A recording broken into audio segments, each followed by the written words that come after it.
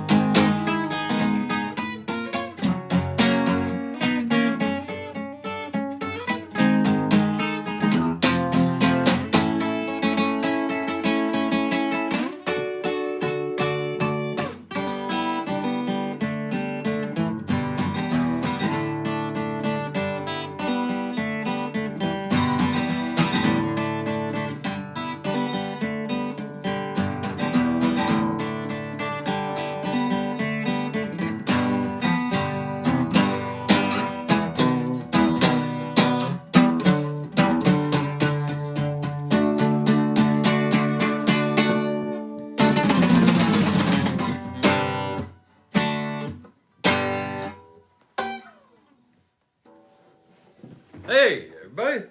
Thanks for joining me. Say hi. Ho, ho, ho.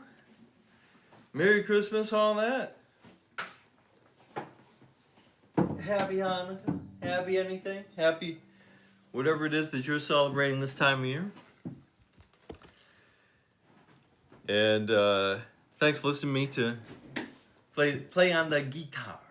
Playing on the guitar. I want to talk about food forests a little bit here. Got some good stuff to talk about, I think. Talk about anything you want to talk about. You have questions about permaculture, food, forest. Cool. Thank you so much for your comments. I appreciate y'all. I actually don't know who that is, but I'll take it as a compliment anyway. Yeah. If it's somebody, they're probably somebody famous. So, I mean, It's got to be a compliment, right? I don't know. A famous book author. Oh, I'm not him, but I am a famous book author.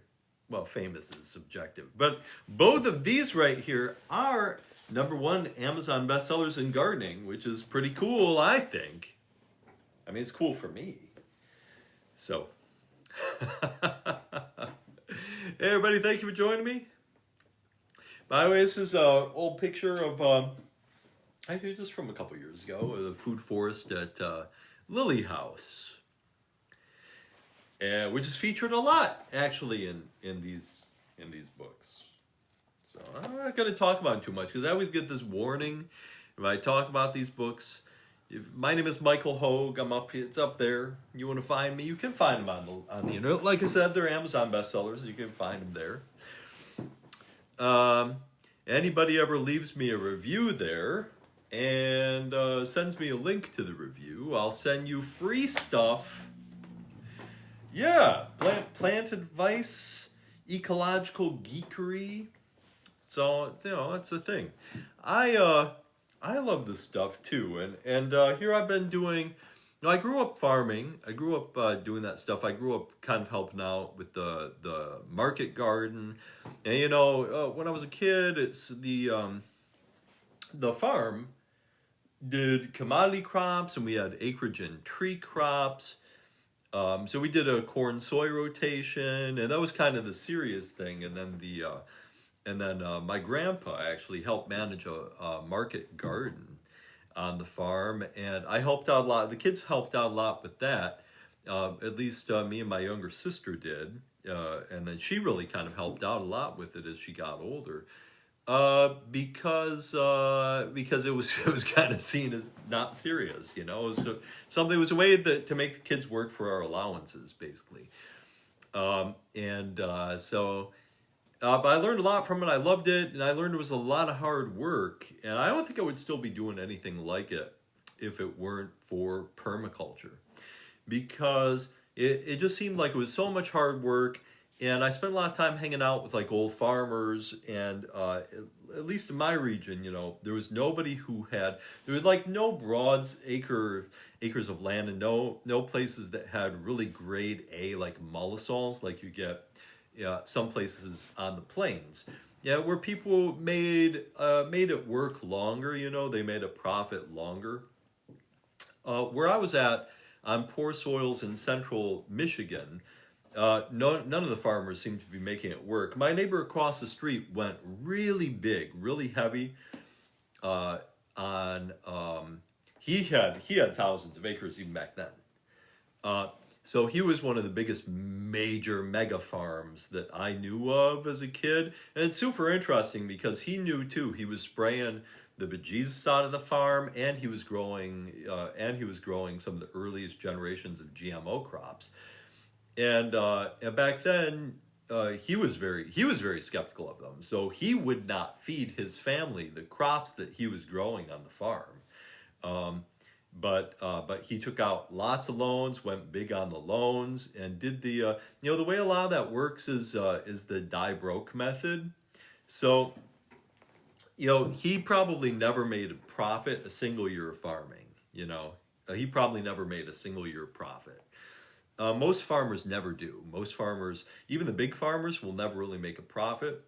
And what they do instead is kind of the die broke method. You just buy land, and then when you can, your land appreciates enough that you can take out another loan and buy more land. And when you take out that loan, you could take out money to manage your business and manage the farm and all that. So they're basically maxed out on debt all the time.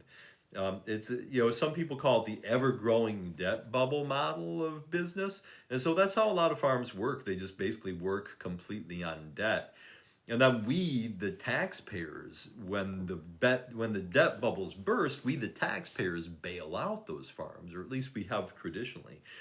Now, a lot of people have seen that business model, who are just like rich people. By the way, thoughts on the Fort Wayne AI building? Oh yeah. I'm happy to talk about that. I think that I kind of agree with the idea of a moratorium on AI centers until we need them. And like I use AI some. You know, I don't use it for any of my books. And none of the graphics in it actually use AI. Sometimes people will see this and they think that's AI, but I've been using this image for like 15 years. It was originally drawn with pencil or colored pencils and watercolors. It's actually those watercolor pencils, so you can use water to blur them together, and that's how this image was originally made. Um, and you can see it on my website, so you know that I'm telling the truth. uh, and I just, I think that we should slow down on the whole AI thing. And I know that's risky when other countries, when we're competing with other countries for AI. But I just think there's so many implications for the technology. It's really difficult to find a place within the rhetoric and the debate around AI where we're not just like being overly critical and of a developing technology just because it's new, but also being reasonable and honest about where the technology will go. I think that from what I can tell, these things are huge water. They suck up lots of water. They use lots of water. I don't see why Fort Wayne is really a competitive place for such a thing when they're going to have to be plumbing the water. I am not sure about what kind of tax breaks and tax incentives they're getting to do this. And there's another thing too. Yeah, they're in an area where they're applying for a variance to be able to build the center where they are. And this is something I haven't really seen anybody else bring up a whole lot. But like, if that AI center doesn't work, if it fails, and this is the thing, by the way, if you're watching this and you're watching this anywhere and not Fort Wayne, you know, where we're actively talking about this thing right now, there are these centers going up all over the places and data centers going up all over the places. And something that happens with it is that when they apply for a variance to be able to do like an industrial use on a place with a sensitive aquifer, or a place that's near like a wetland and everything, they may decide, and it may be true, that the current use and the current management, the current industrial use doesn't negatively affect the water in that spot. But this is the problem, is that the way laws have worked over the last couple of decades, there's a lot of weight given to what's fair. So if you give a variance for like industrial one to one person to be able to develop on this land, it's really difficult if that business goes out of business, because AI is going to be a very fragile industry. There's going to be lots of disruption, lots of these businesses, I think, going out of business. So if that business goes out of business, anybody else can buy that facility and that site and use it for any other similar industrial use, which might be lightweight chemicals, it might be things like that, that actually could negatively impact the aquifer, and they might be able to use that variance in order to pollute or to dump on the site, in order to do things like that. So I've actually seen situations like that before, where municipalities, there's this place, there's a company called, I'm not going to name the company, I don't want to get sued, but there was this guy in northern Illinois who was one of the biggest corporate owners, managers there. He owned a big corporation there. And he went to expand, and so he wanted to buy this huge piece of land to build a new factory for his chemical company. And he bought this land because it was cheap, a large area of land that was very cheap, and it had riverfront access, and it was on a very sensitive aquifer. So we actually ended up fighting it successfully, and had hundreds of people come in, and the municipality voted down this chemical factory on sensitive aquifer next to the river. And the biggest argument there that we were making was, and people kept saying, well, this is our guy, he's our hometown guy, everybody trusts him, right? And we said, well, that's great, but what if he sells the place? If he sells the place that is then zoned for this sort of industrial use, for a chemical industrial use, which was not a safe one or approved one on that aquifer at all. And if he sells it, anybody else can buy it and do anything, have any other kind of chemical factory there, and maybe we don't trust them as much. So the town voted it down. And this guy, this 60-year-old man, this 60-year-old grown-ass adult, in front of hundreds of people there, jumped up on the table in front of hundreds of people at a town meeting and cursed out the entire town and jumped up and down and stomped his foot on that table and called everybody in that room hicks and said he was going to sue that town into oblivion. And the town went into an illegal meeting, which they were then charged $17,000. The taxpayers were charged $17,000 for going into a secret meeting. They voted to pass that variance so that that guy could rezone that property to industrial 2, to a heavy industrial zoning on a sensitive aquifer. He sold that property the next day. He sold it the next day for millions of dollars of profit. Because if you have a piece of land and it's just zoned for something like residential or not even residential because it's on a sensitive aquifer, and you can get a variance for like industrial 2, you have quadrupled the value of that property like that. He took that extra property, sold it just like that to some other chemical company that then had no accountability to the town at all. So that kind of thing does happen. Did they arrest him? No, they didn't arrest him. Isn't that, it's wild, right? That's how it works. That's the real hometown hero right there. So, and that's why, you know, when stuff like this happens, they'll always say, well, this will be a good data center, or they'll be the good guys and stuff like that. And you know, at that point, the company that bought it would have really been able to sue anybody into oblivion for unfairness, that they were giving a special deal to the hometown guy, but then denied the next person. That's a huge fairness issue, and even in the global, the world courts, that has been prosecuted very heavily, and that's one of our like most rigorous laws in 2025. So, you know, it's the world we live in. Yeah, but it was something else. And then I went outside. I was outside actually with some other people. I was one of the major organizers who tried to stand up to that thing. And a great thing about it, we actually had a broad coalition because this is the wild thing too. The government also was giving him a basically pay no taxes for like a decade or something on this property.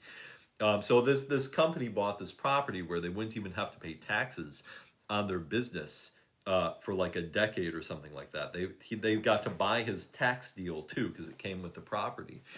And so even like, you know, the Republicans and the conservatives in the town, we were like, you know, this doesn't even make us tax money. It's going to cost a lot of money for developing the roads around it. The city was going to like help develop the roads around it, do all this stuff just for this guy, just for the hometown hero.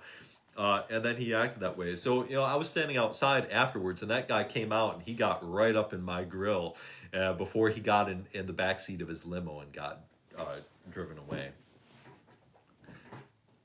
Yep, that's corporate. That's exactly it. That is exactly corporate personhood. Yeah, I mean, that's the whole idea. Is that that corporation gets a vote, that corporation gets a say, and we can't abuse that poor corporation. So, you know, that kind of stuff is complicated. If I were personally organizing against in Indiana and Fort Wayne, if I were organizing against that data center, I would probably try to do the same thing. I'd be reaching out to like anti-tax like good governance conservatives, people like that. Actually, there are a lot of people who are conservatives, especially in a place like Indiana, which in order to be taken seriously, practically, if you get outside one of the cities, you have to run as a Republican. So there are a lot of these like local Republicans who are actually pretty green. You know, they're members of the Sierra Club. They like hunting. They like they're conservationists in the classic sense, you know. Yeah, they like low taxes. There are still old school conservatives out there. There are just not many of them, you know. But there are those, especially in local politics, especially these old guys who are just like they want to conserve farmland and hunting land. They want low taxes. They have philosophical belief in that. They don't want to see the country polluted. They don't want to see that sort of thing. And a lot of times they have a lot of pull with the rest of the people who are like Republicans. And to stop something like this in a state like Indiana, you really do need that kind of like cross the board political uh, opposition to it. Just, you know, because Indiana's so conservative.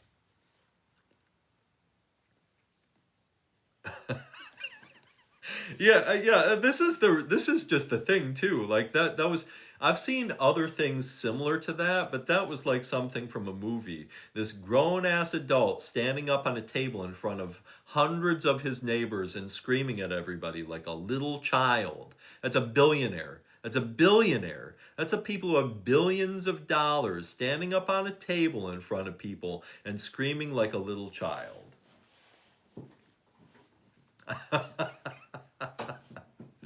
Yeah. Yeah. Was I there? Yeah, I was there. Yeah. Yeah, and like I said, and that guy got up in my grill afterwards too.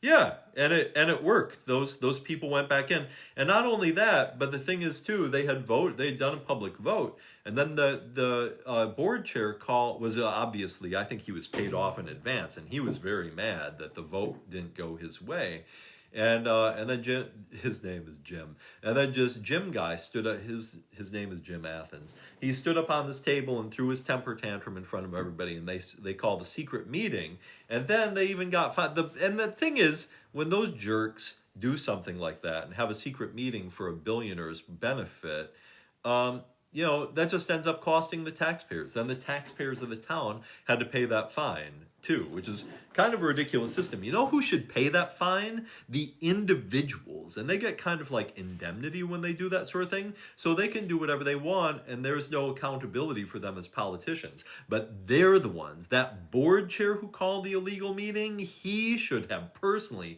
paid that fine, that 17 grand out of his own pocket, instead of the taxpayers having to pay it.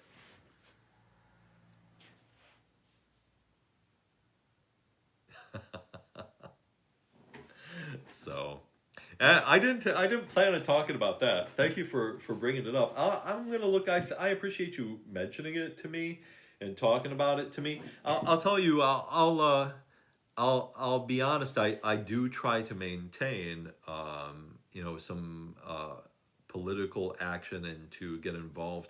I've tried to get involved locally in politics a little bit. I went door to door for somebody who was a candidate that I liked.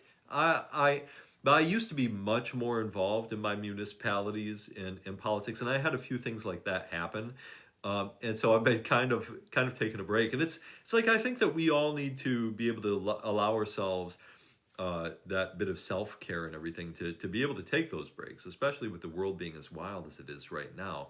And then you also have to get back into it at some point. You know, we can't all just sit on the sidelines. So I appreciate you calling me in on an issue that's local. Yeah, no, that's not how a democracy should function. But it's you know, I do think that if we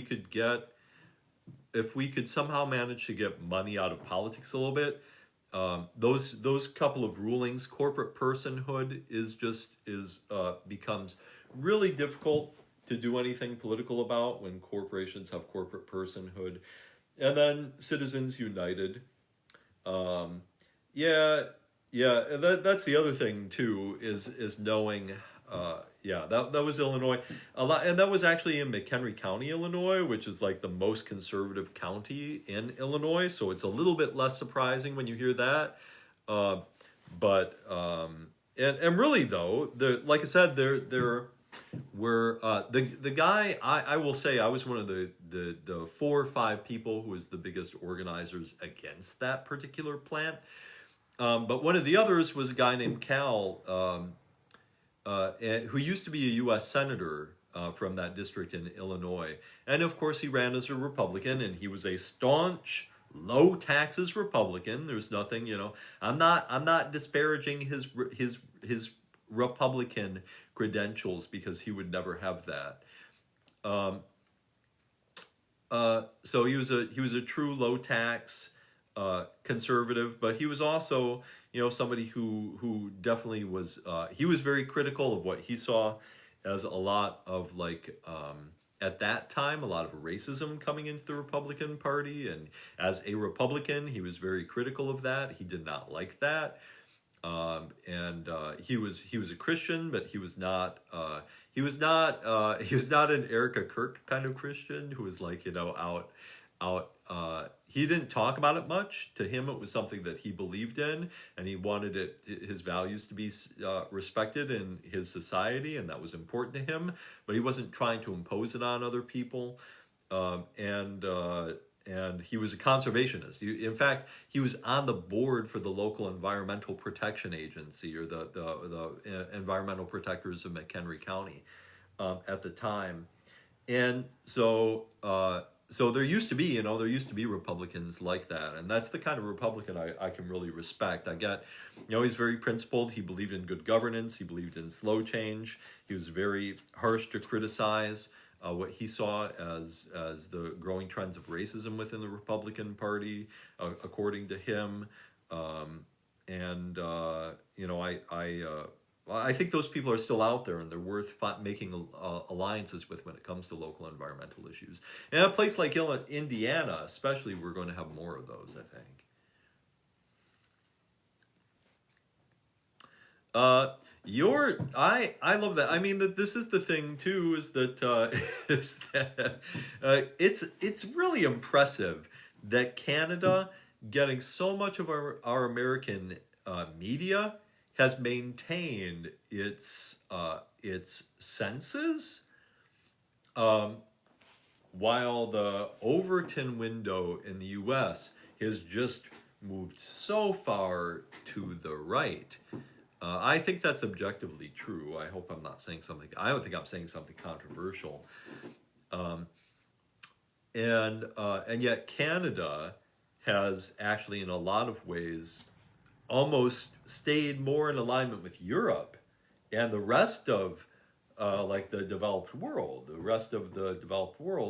whereas the United States has just gone off in its own crazy direction, I think. So, if you, I think I didn't even mean to be talking about politics, but I don't mind talking about politics. I think it's, there's this weird thing too about America being so divided right now, that people will hear my about my politics, which are actually very unconventional. I consider myself, if you know the political compass, I'll bring up the political compass. I just like to be, I'm not going to spend the whole time talking about politics. I wasn't planning on that. But I also like to be transparent about it, just because I get so many people, talking about, who will comment to my videos, and especially people who are on the right. There's this huge idea of purity tests on the right now, and if you're not aggressively in their camp, and they'll brag about how right wing they are. They'll be like, "I am the most conservative guy you'll ever meet," and they tend to brag about that. And if you are not in their camp, if you question their beliefs, then they will tear you down. And to the point where I get all these comments, and it's just I really truly believe that permaculture is better as politics than politics is as permaculture.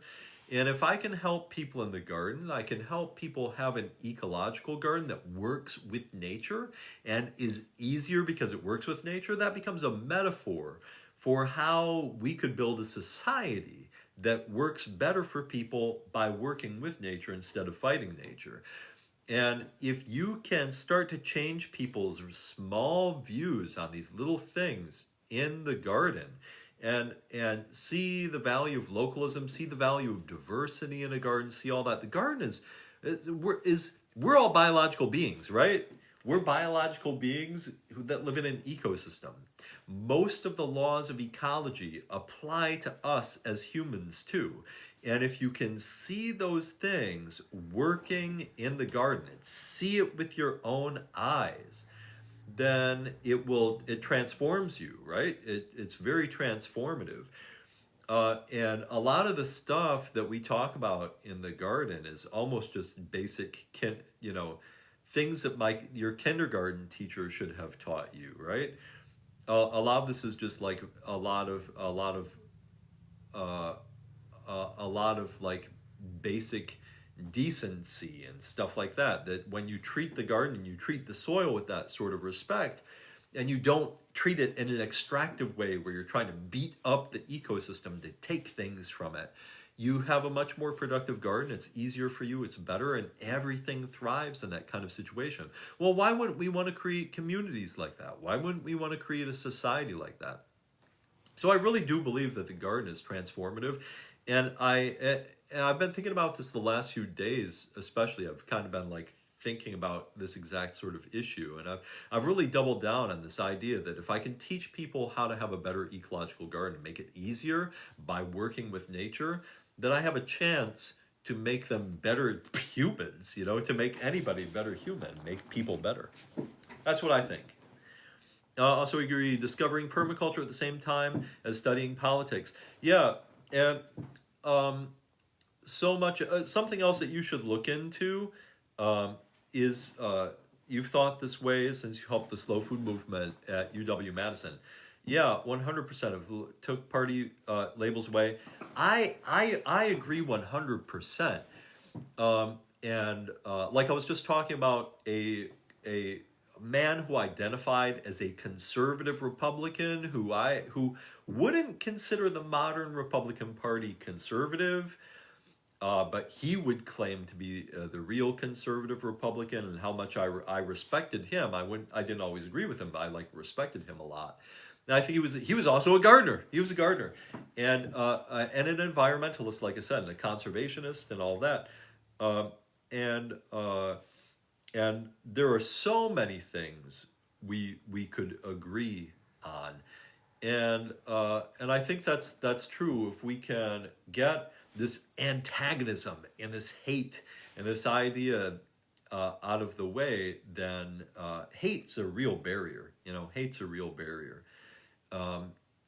And if we can take those sort of things out and take the party categories and names and all that out of it, a lot of times people really do agree about a lot of things.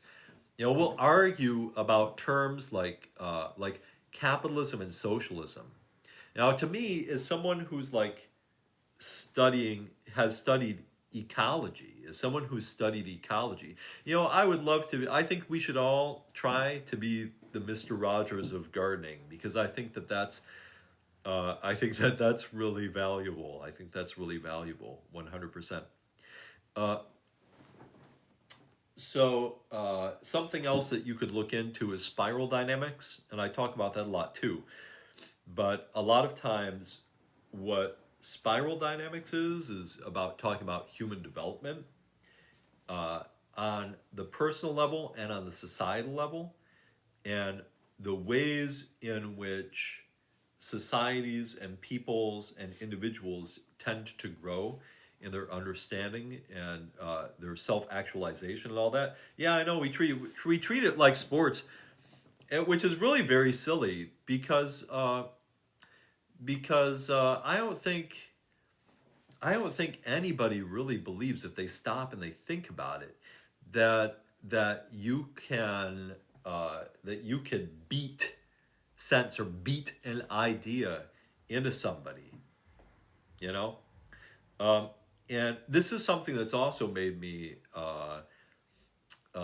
like, I really value democracy, because if you want to have lasting change in a society, you have to teach people you have to build consensus, right? You have to build consensus around an idea. If not, you may win this time, you may win for a little while, but then the other guys are going to come back to power. They're going to undo everything you just did, unless you really took the time to build consensus around an idea and teach people, and which means really listening to them and hearing what their concerns are and really having these kind of conversations.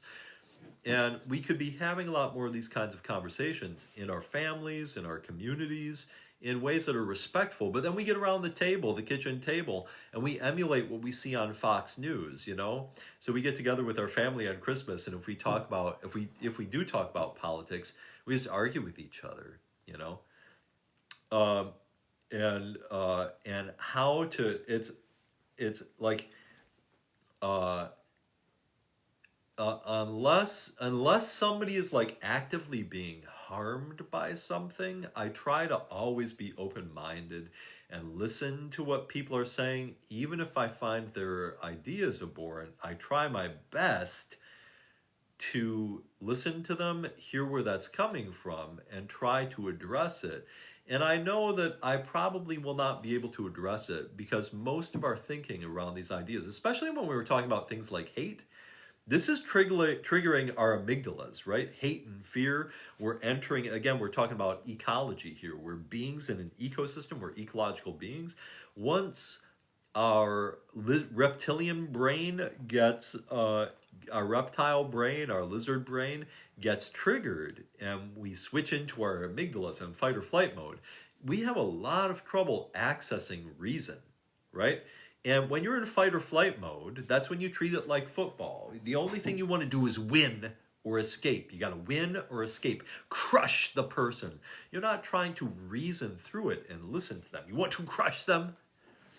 And that never changes a person's mind. You crushing them never changes their mind.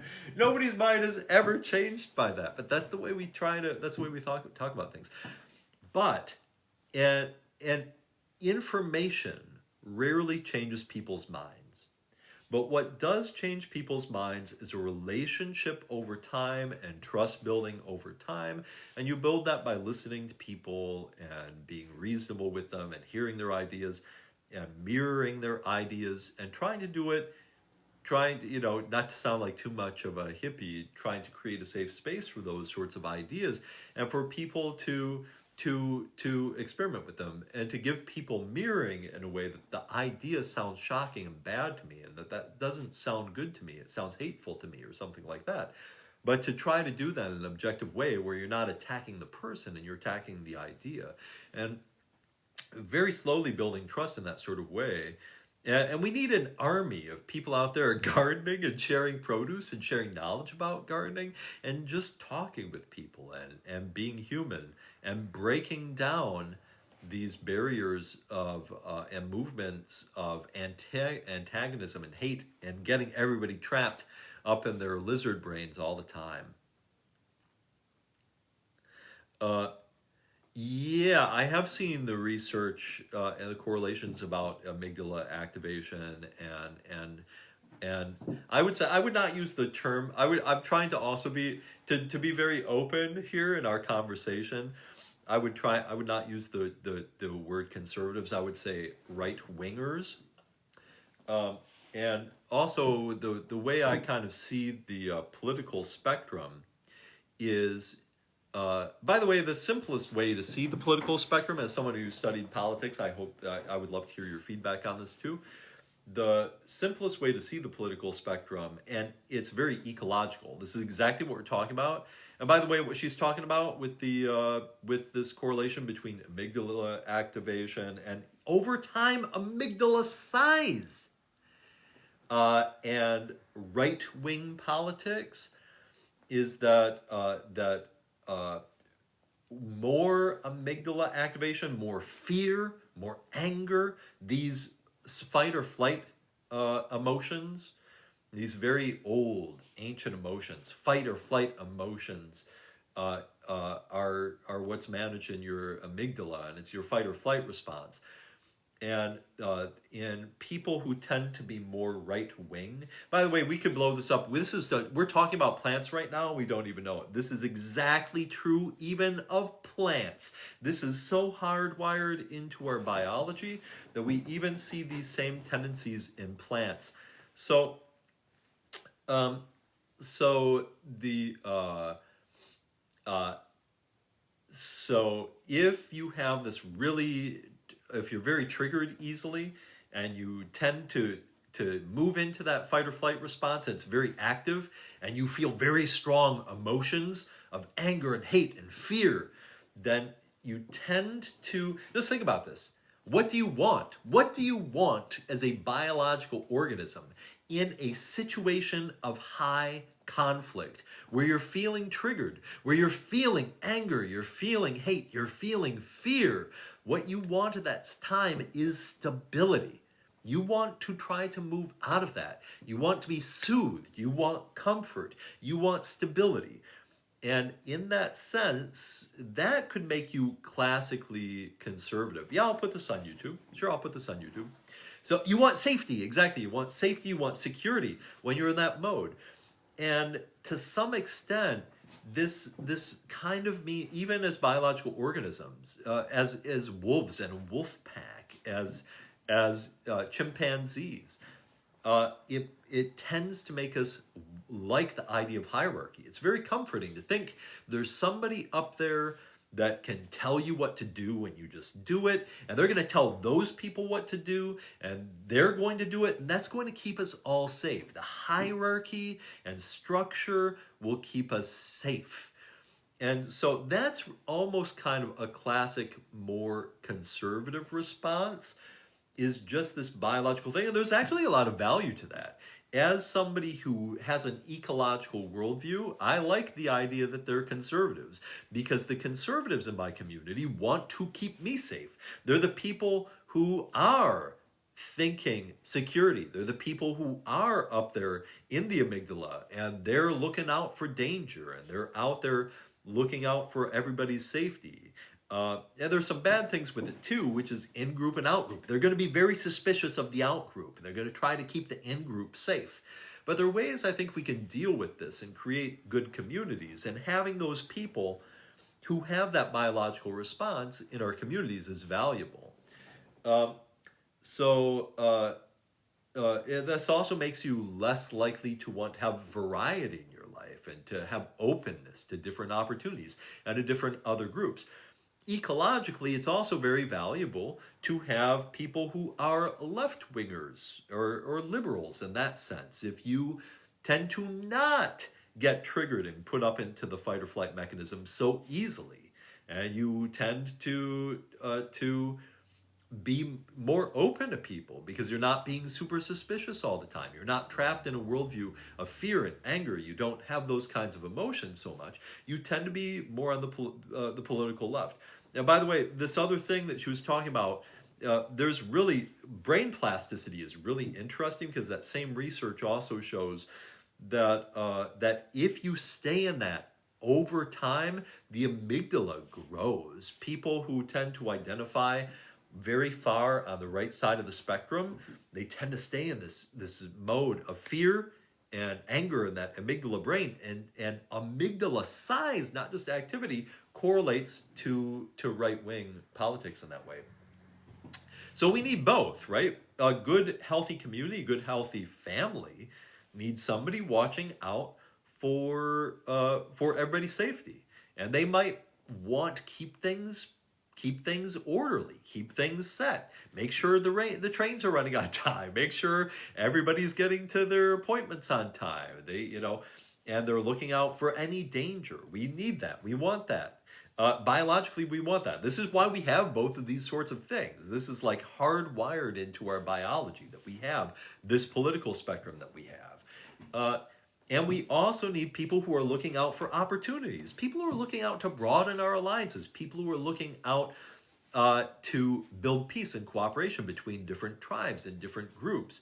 And so we need this diversity of perspectives. Ends up being a very left-wing or liberal perspective to be like, we need all that. But I think conservatives who can acknowledge the biological reality and who acknowledge all this also appreciate this. And there are people who are concerned. I think this Cal guy I was talking about earlier, I think that he appreciated liberals for that exact same thing. And he might think that they're a little bit,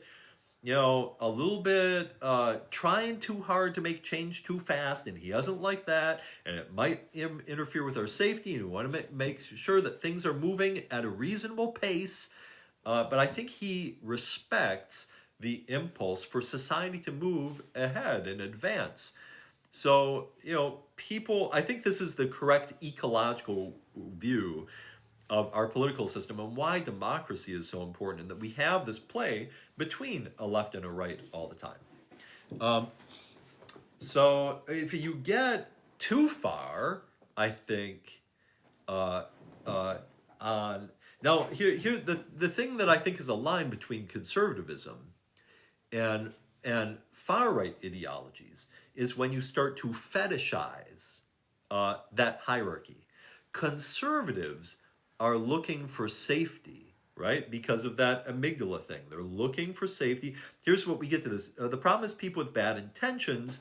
Here's what I think about bad intentions. Here's what I think about that. People will start to fetishize that safety, and they will start to fetishize this idea of outgrouping and stereotyping for safety. That is that inherently right of center response, and because of that you want hierarchy, but then there's a leap to a different philosophy, and I think that Hitler said it oh no, it's the internet, and I'm talking about Hitler, but only very briefly. Hitler used to talk in his speeches about a noble and sacred hierarchy. Mussolini and Franco talked about the same thing. They would talk about hierarchy not just as something that keeps us safe and keeps society stable and may have some roles in meritocracy and all of that, and conservatives like all of that. But then when you jump off from that and you start to hear people like Hitler would talk about a sacred hierarchy, and he would talk about how he really believed that the course and progress of civilization, the advancement of humans, was about a sacred and noble hierarchy. And then you start to get these sort of fascist ideas where they're fetishizing that there's a hierarchy. And there are some people who are great men at the top, and they should be unconstrained in their morality, and they should lead us, and we should just all do what they say, and they will make the society great. And then you get the strongman complex from that, and you also have them as the protectors of your in-group, and they get treated almost like god kings in a way. It's a very feudalistic sort of perspective. And then you get the opposite of that. You get the idea that this group exists at the top of the hierarchy, and other outgroups, other nations, where you end up with nationalism and everything. So a healthy conservatism, I think, is like slow change, respecting hierarchy, wanting to keep everybody safe. And when that turns toxic is when it gets really stuck in this amygdala thing, where you're just wanting, where it ossifies into hate, right? And so that's like the scary line. That's the scary line. Enters fascism. That's why, exactly. That's where we get that. And really, let's be honest. The same thing happens on the left, right? So the opposite end of the spectrum from that, if the right wing is defined by hierarchy and relative desire for hierarchy, right? So center conservatives may be like, well, we need some amount of hierarchy just so that people obey the laws, and we have police, and we have dads, and people respect their father figures and respect authorities and all of that.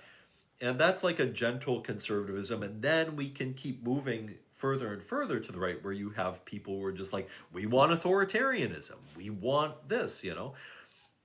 And that becomes bad because you have to impose those hierarchies, the sacred hierarchies, on everybody else. And guess what? I don't want to be it. Nobody wants to be on the bottom of the hierarchy. Nobody wants to be oppressed.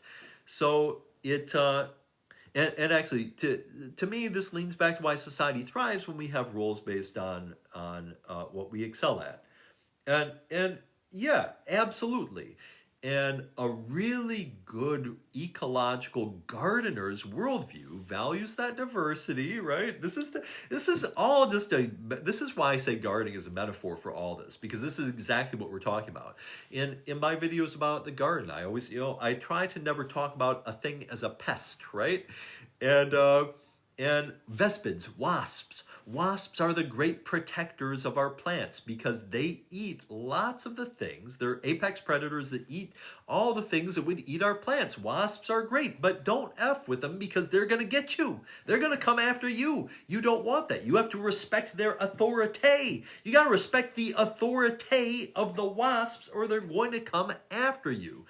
But you don't want to just get rid of them. You want them there in the garden because they're going to keep your plants healthy.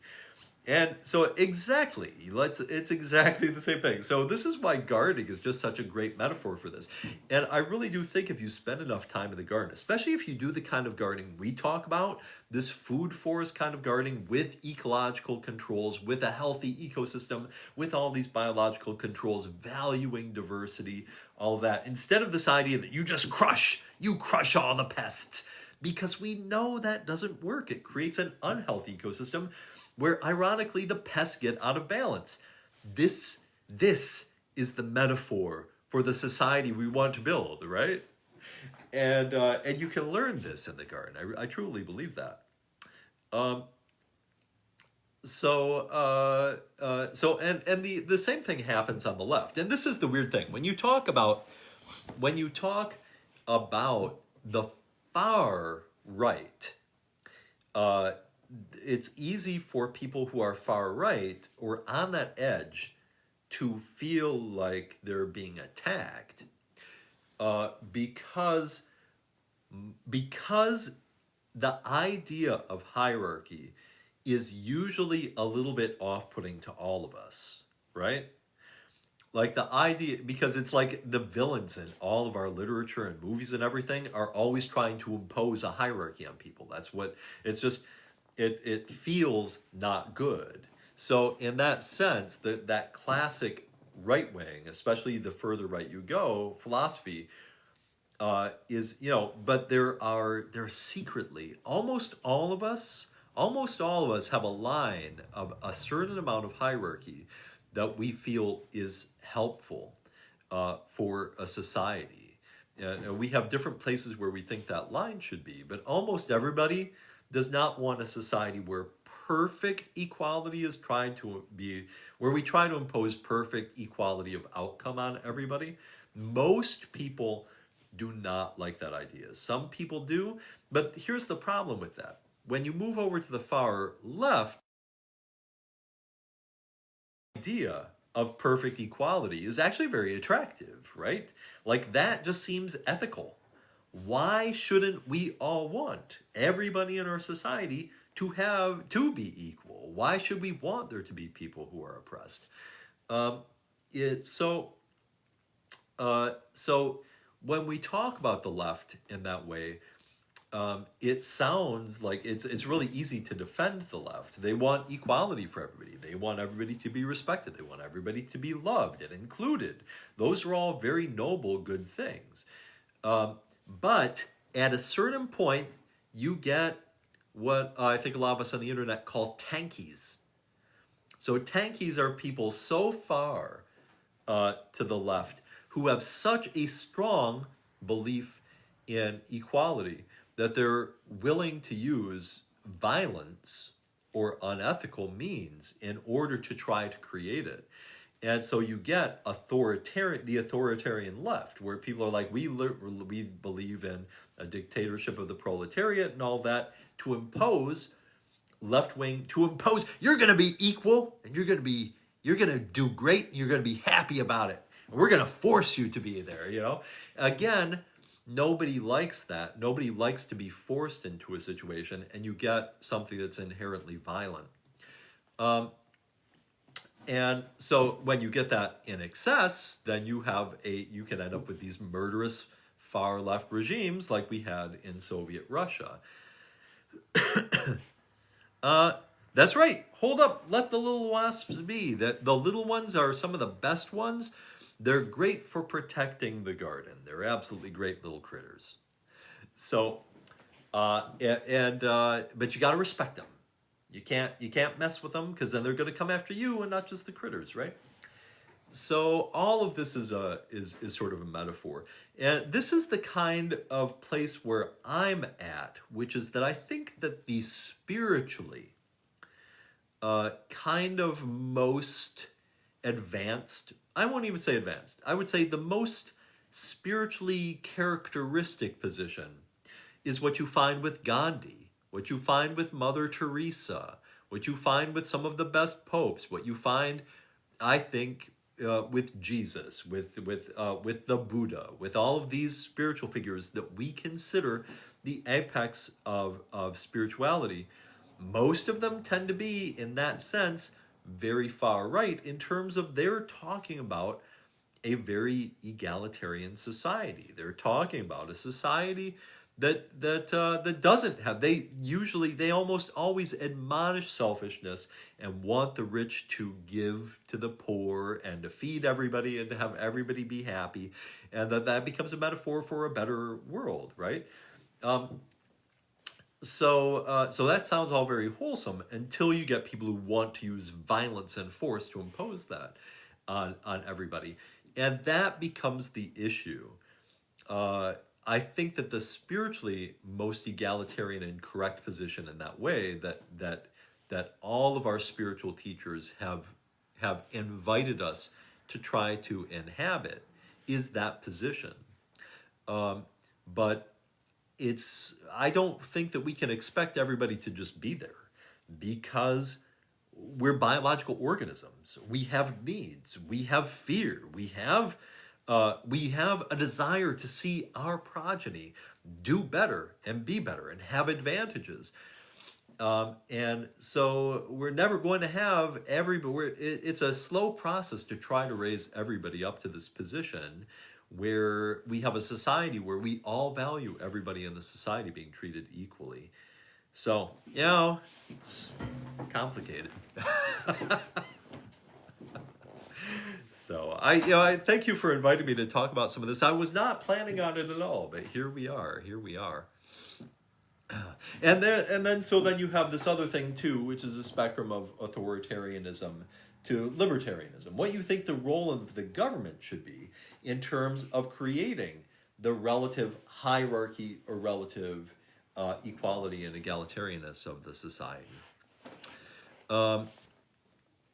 And to be transparent about it, I tend to be down in here someplace where, as I said, I think that the spiritually most advantageous, or a thing that most of our spiritual teachers implore us to, is a society of relatively greater equality somewhere over here. But then accepting that we're going to exist across this whole scale, this isn't something that I'm willing to try to impose upon people by force. And then also, as somebody who sees the garden as a metaphor a lot, I tend to think there are lots of ways that I think that a government should be involved in things, but I also see a lot of ways that the government now actually imposes hierarchy on us. So I tend to be down over in here someplace. That's where I tend to be. I just like to be transparent about it. So I feel like if people know where I'm at, and I talk about it enough that people know where I'm at, they don't feel like I'm trying to voice some secret agenda on them. So, peace is not allowing harm. I would love to hear. I would love to hear more about that. Peace is not allowing harm. Because I think those are I could project a lot of different forms of wisdom onto those words. I could take that in a whole lot of ways. Again, taking the garden as a metaphor for it as well.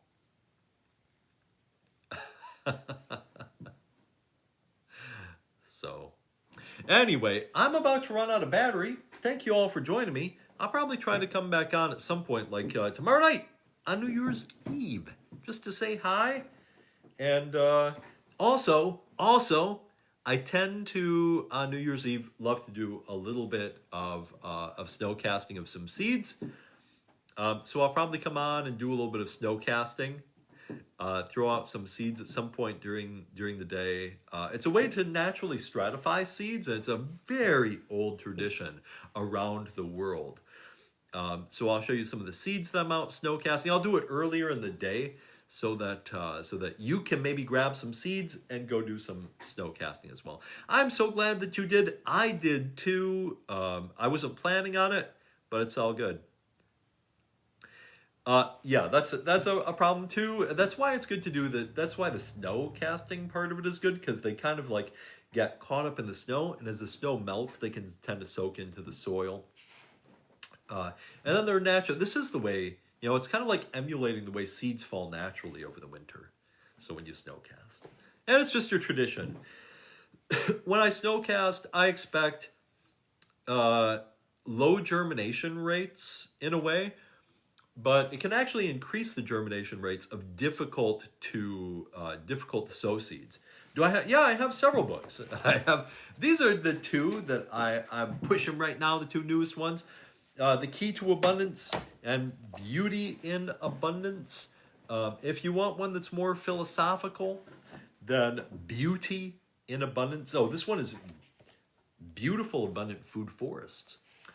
Beauty in Abundance is kind of like has my manifesto of the stuff we've talked. Yeah, several. I have several.